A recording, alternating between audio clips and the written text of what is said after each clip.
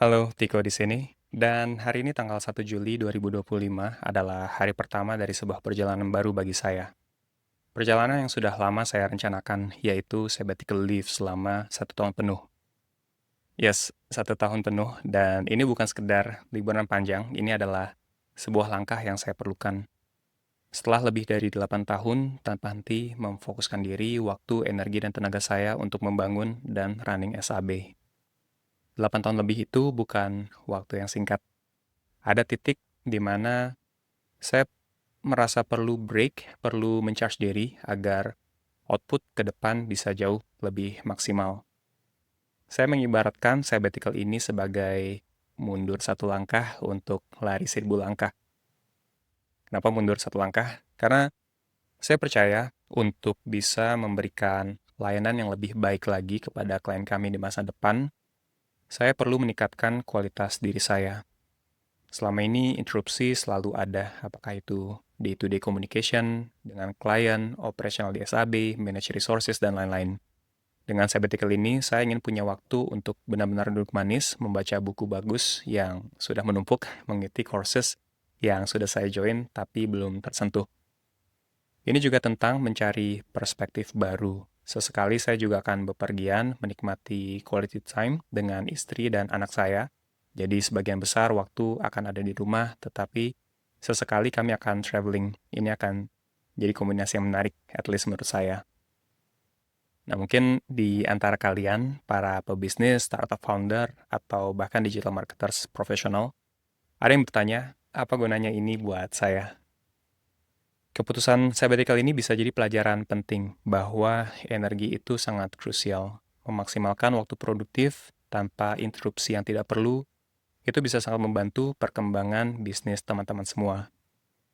Saya tahu bahwa sabbatical bukan jalan yang tepat untuk semua orang. Banyak fondasi yang harus disiapkan. Operasional harus sudah berjalan, tim sudah harus mandiri, dan tentunya kita harus mengkomunikasikannya dengan baik kepada klien. Tapi sabbatical ini juga bisa menjadi waktu pengetesan ketahanan bisnis kita semua. Apakah bisnis kita tetap bisa bertumbuh, bertahan, atau justru bahkan bisa mendapatkan keuntungan lebih besar dan pertumbuhan yang lebih baik tanpa kehadiran kita. Saya ingin mendokumentasikan perjalanan ini dan saya sangat berharap apa yang saya pelajari bisa jadi inspirasi serta pelajaran bagi teman-teman semua. Jujur, ketakutan atau kekhawatiran saya dalam mengambil langkah ini juga ada. Tentu saya khawatir akan adanya loss opportunity atau tim saya tidak bisa menghandle pekerjaan dan project sebaik mungkin.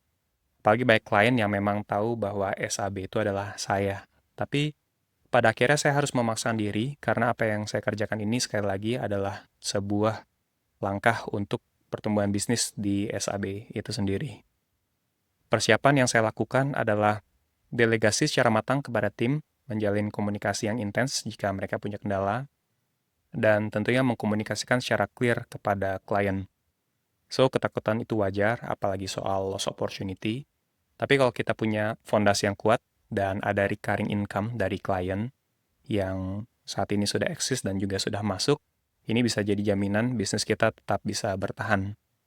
Ingat, sabbatical ini bukan berarti saya tidak bekerja sama sekali, tapi ini tentang meminimalisir waktu saya dalam day-to-day operation.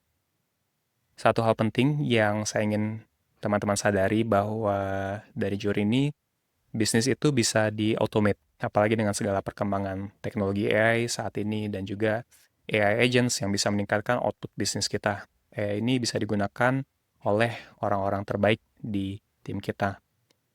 Ini akan membuka cakrawala teman-teman bahwa sangat mungkin punya bisnis yang bisa running tanpa kehadiran kita yang terus-menerus.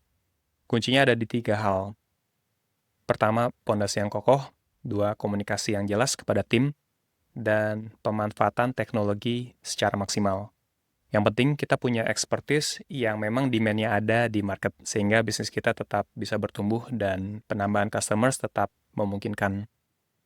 Ini baru video pertama dari perjalanan saya selama setahun ke depan. Akan ada banyak insight dari buku, dari course, dari pengalaman harian saya, dan tentu saja strategi lead generation serta business insight yang sangat praktis dan bisa langsung teman-teman terapkan. So, menurut kalian bagaimana ide sabbatical ini? Apa pendapat kalian tentang otomatisasi bisnis? Yuk kita ngobrol di kolom komentar. Saya akan baca satu persatu. Jangan lupa subscribe ke channel ini dan nyalakan notifikasinya agar tidak ketinggalan video harian saya lainnya. Dan jika kalian atau bisnis kalian membutuhkan bantuan untuk lead generation yang proven dan performance based, tim saya di SAB siap membantu. Kunjungi website kami di sab.id. Sampai jumpa di video berikutnya dan semoga bisnis kita semua selalu tumbuh positif. Bye.